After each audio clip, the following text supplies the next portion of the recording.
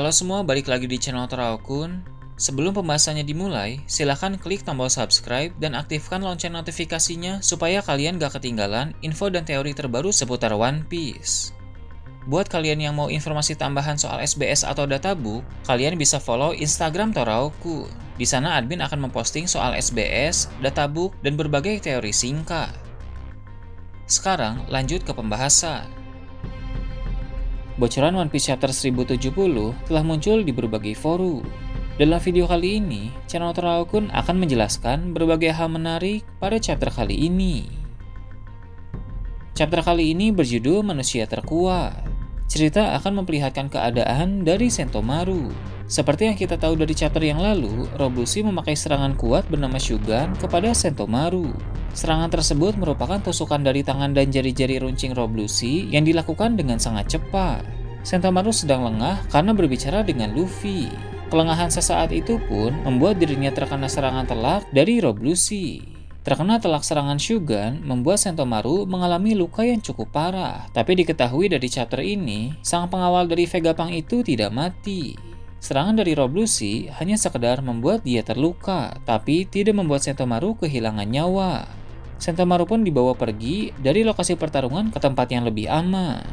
Mengingat Sentomaru telah dibawa pergi dan mendapatkan penanganan medis, maka dia pasti akan sembuh dari luka yang dia alami. Berhubung Sentomaru telah dikalahkan, maka Rob Lucci pun mengambil alih kendali dari para Serapim di tempat tersebut. Sebelumnya, Serapim di sana tidak akan mendengarkan perintah dari CP0 sebab mereka akan fokus pada perintah dari Sentomaru. Sentomaru memiliki otoritas yang lebih tinggi dari para CP0 untuk mengendalikan para Serapim. Namun, ketika Sentomaru tak lagi di sana, maka Serapim pun berada dalam kendali penuh para CP0. Kemudian, pertarungan antara Luffy melawan Rob Lucci berjalan dengan tidak seimbang. Luffy mampu mendominasi pertarungan, bahkan serangan dari Rob Lucci tidak ada satupun yang bisa mengenai Luffy. Hal tersebut memang wajar, karena peningkatan kekuatan Luffy benar-benar luar biasa. Rob Lucci memang telah berkembang menjadi lebih kuat, tapi secara kemampuan dan kualitas kekuatan, dia masih sangat jauh di bawah Luffy. Luffy sekarang telah menjadi Yonkou usai mengalahkan Kaido dalam perang Wano. Jadi tak heran Rob Lucci jauh tertinggal. Luffy tampak memakai jurus baru bernama Gomu Gomu no Don Rocket. Dalam memakai jurus tersebut, Luffy melompat ke arah sebuah pipa yang berada di lokasi pertarungan. Pipa itu Luffy buat menjadi elastis karena salah satu kemampuan dari Awakening Buah Iblis Luffy menjadikan objek di sekitar menjadi elastis seperti karet. Luffy pun membenturkan bagian belakang tubuhnya di pipa itu, sehingga pipa tersebut terdorong ke belakang, lalu beberapa saat kemudian, pipa itu kembali terdorong ke depan dan membuat tubuh Luffy melesat dengan cepat. Secara sederhana, kejadian tersebut dapat digambarkan seperti ketapel.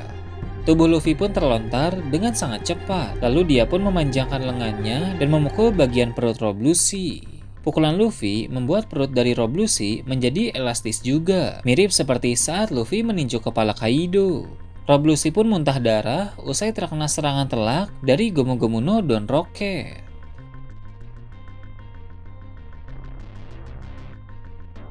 Ada satu hal yang sangat menarik ketika Luffy memakai jurus tersebut. Sebelum tubuh Luffy melesat ke depan, dia sempat mengubah sedikit uap di rambutnya menjadi kacamata. Kemudian, Luffy pun memakai kacamata tersebut. Hal itu bagi sebagian orang mungkin hanya dianggap sebagai komedi saja, namun itu adalah sesuatu yang luar biasa dari kekuatan Luffy. Seperti yang kita tahu, Awakening Hito-Hito no Mi model Nika memang memberi Luffy kekuatan kebebasan. Sekarang, karena Luffy telah mampu menciptakan kacamata, maka dia telah semakin baik dalam menggunakan kekuatan kebebasan. Hal tersebut juga menjadi awal bagi Luffy untuk menciptakan benda-benda dari kekuatan miliknya itu. Untuk sekarang, yang dia ciptakan memang hanya benda sederhana seperti kacamata. Tapi, suatu saat nanti ada kemungkinan Luffy akan menciptakan berbagai benda lain yang bisa sangat berguna dalam pertarungan.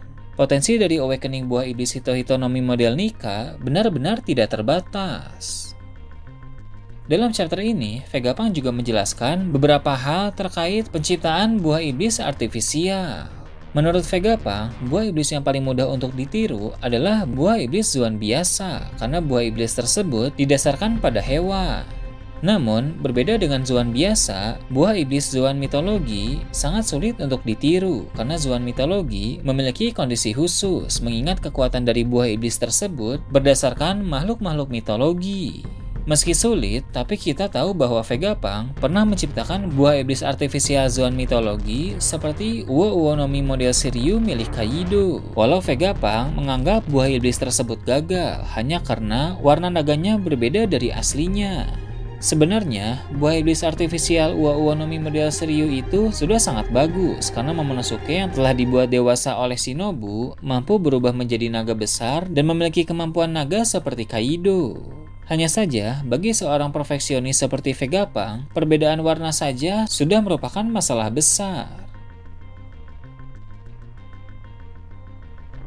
Selain membahas soal buah iblis Zoan, Vegapunk juga membahas tentang buah iblis Paramecia. Untuk bisa meniru buah iblis Paramecia, hanya dibutuhkan lineage vector dari pengguna buah iblis Paramecia itu.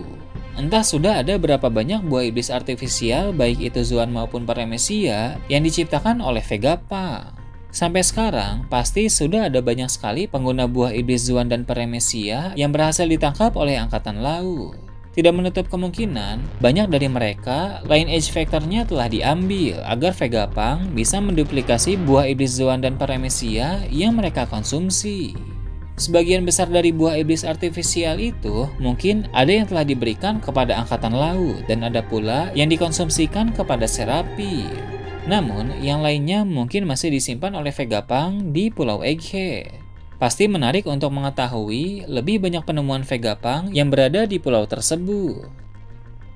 Vegapunk juga membahas tentang buah iblis Logia. Berbeda dengan Zoan dan Paramecia, buah iblis Logia adalah buah iblis yang hampir tidak mungkin untuk ditiru. Vegapunk juga tidak ingin terlalu banyak membicarakan soal hal tersebut. Di akhir chapter, terlihat Kizaru sedang memimpin armada Angkatan Laut untuk menuju ke Pulau Egghead. Serangan besar-besaran dari Admiral itu sebentar lagi akan mendatangi bajak laut topi jerami. Pertempuran besar di Pulau Egghead pasti akan terjadi apabila Kizaru berhasil tiba tepat waktu. Seandainya hal tersebut terjadi, maka kita akan melihat bagaimana bajak laut topi jerami yang sekarang menghadapi Admiral Kizaru yang pernah menghajar mereka 2 tahun yang lalu. Berhubung saat ini yang sedang menjaga kapal adalah Zoro dan Brook, maka mereka berdualah yang akan pertama kali melihat kedatangan Kizaru. Zoro pasti akan bersemangat menghadapi sang admiral itu. Nah, itu tadi berbagai hal menarik pada chapter 1070. Gimana menurut kalian? Silahkan tulis di kolom komentar di bawah. Oke, segitu aja untuk pembahasan kali ini. Jangan lupa like, share, dan subscribe untuk video menarik selanjutnya. Gue Toraukun, Shambles.